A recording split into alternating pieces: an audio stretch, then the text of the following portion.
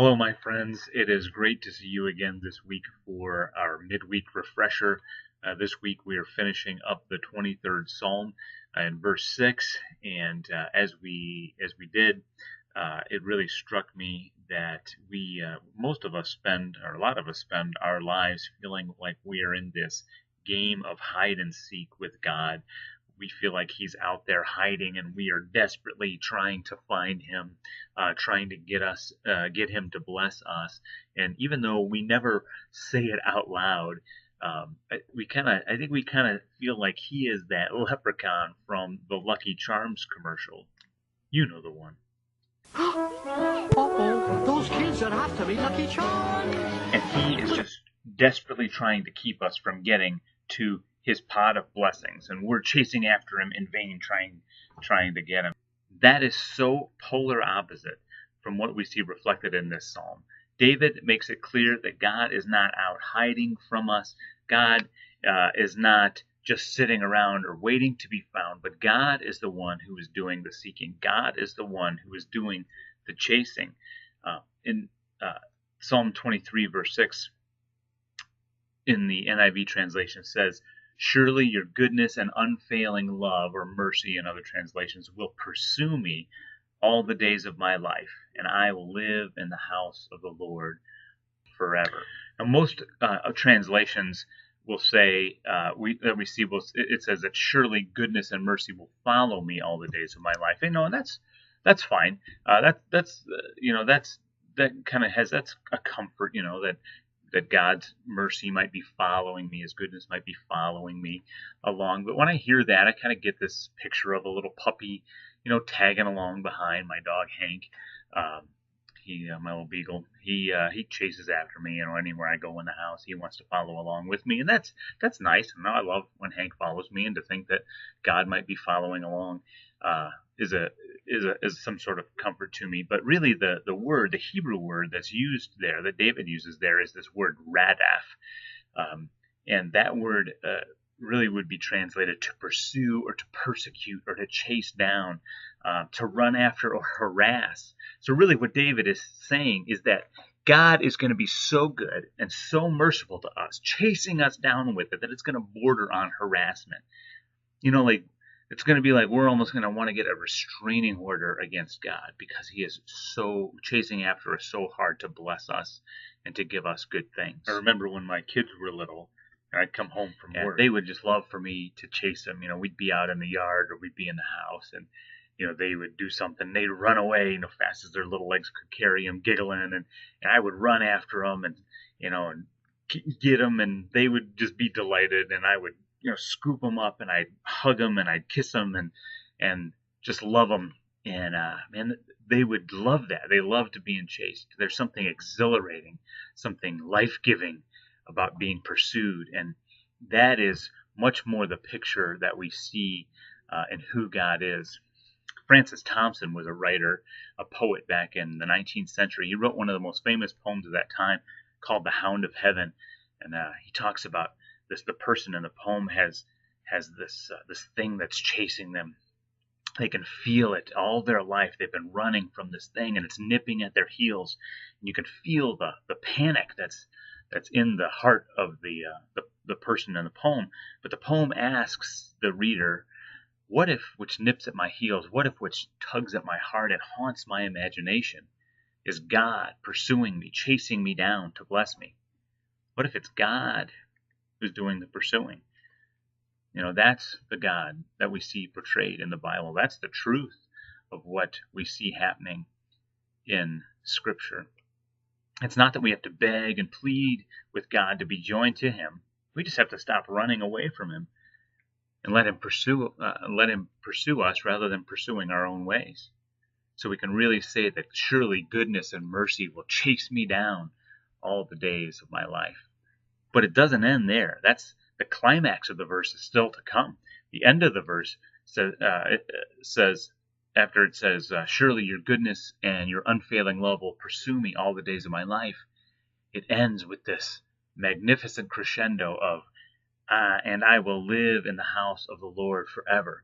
See, the ultimate expression of what's been happening in this psalm, the ultimate expression of of the shepherd caring for us and feeding us and guiding us to the right places and protecting us. The ultimate expression of that goodness and mercy that's hunting us down is that we will live in his house forever. And it's no coincidence, it's never a coincidence, when we see Jesus using similar language in John 14. When Jesus is talking to his disciples there in the beginning of John 14, he says, "There is more than enough room in my Father's home. If this were not so, would I have told you that I'm going to prepare a place for you? And when everything is ready, I will come and get you, so that you will always be with me where I am." Man, that's beautiful. And if we were Jewish people living in Jesus' time, we would have immediately recognized that this is not just house guest language. This is wedding language.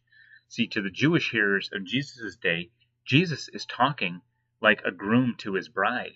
In the Jewish tradition, the Jewish man, the groom, would have been betrothed to his wife, that he would have offered her a cup of wine, and when she took it and drank it, then that would have signified that they were committed to one another. They were actually legally married at that point, although they didn't consummate the marriage.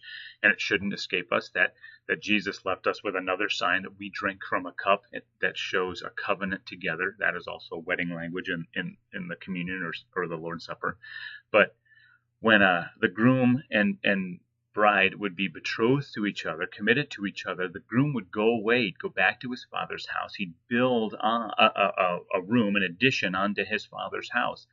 And when that room was completed, when it was made perfect for her, he would come back and get her, and then he would take her to live with them, and they would live out the rest of their days in his father's house. Jesus is saying, I have pursued you like a young man in love. I am bringing you into my Father's house where there is only goodness and mercy, and we will live there together forever. Not as guests in a hotel, but as the closest, most dearly loved members of the family. David is not just giving lip service to this. It is the final, ultimate culmination of the goodness and mercy of God that chases us down, that pursues us, that dogs us every step of our lives. Goodness and mercy that relentlessly persecutes us in order to bless us. You know, the irony of the story is that David probably did not have much to go on as far as what was in the Lord's house. There's not much written about what it is exactly in the Old Testament scriptures. But I heard a story once that I think helps us understand what was going through David's mind. There's a story of this old country doctor who was sitting in his office. Across the desk from him was a man who the doctor had just told had terminal cancer. The man was obviously upset and shaken, and knowing that the doctor was a Christian man, he asked him, well, what is heaven going to be like? And the doctor looked him in the eye and said, I got to be honest, I really don't know.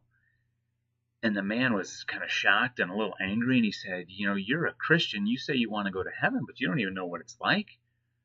And the doctor said, hang on a second. And he stood up and he walked to a side door in his office and opened the door. And when he opened the door, this big golden retriever comes bounding into the office, wagging his tail and barking, jumping up on the doctor, and the doctor scratches his ears. And the doctor looked at the man and said, I bring my dog to work with me every day. We come in the back door, and my dog stays in this back room. And he has never been allowed in my office before. And yet, when I opened the door, he bounded in, because even though he didn't know what was in this room, he didn't know what to expect, it was enough for him to know that his master was there. He said, I don't know what heaven is going to be like. I don't know what to expect there, but I know in my heart that my master is there, and that's enough for me. And I think that was David's motivation, David's excitement about living in the house of the Lord forever. He didn't know what was going to be there, but he knew that his master would be there. And we know that our master will be there because God in his mercy has pulled back the curtain just a little bit for us in the book of Revelation. At the end, he kind of gives us just a hint of what the house of the Lord is going to be like.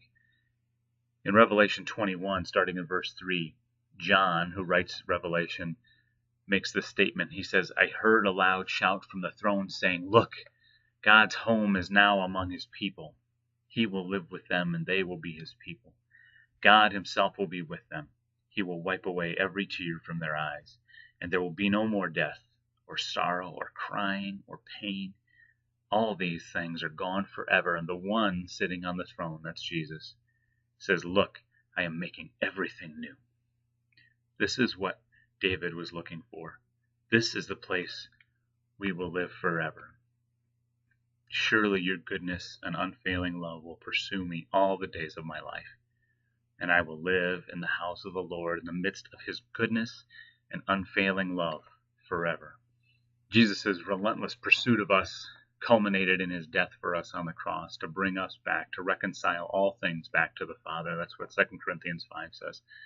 Pursuing us for the sole purpose of showing his goodness and mercy, showing us what true love is, so that we, you and me, might dwell in the house of the Lord forever. I hope this was meaningful to you today. I hope that this was a blessing, that this was an encouragement, that this fills your heart with hope and joy, because that's what the good news of Jesus is. It brings us hope and joy that we will live in the house of the Lord forever. I hope you have a great week. If you have questions, if you have things you need to communicate, prayer needs, go to our Facebook page, facebook.com/thebridgeandallegan, and let us know. That's our main communication device. I hope you have a wonderful week, and I hope I get to talk to you real soon. Thanks very much.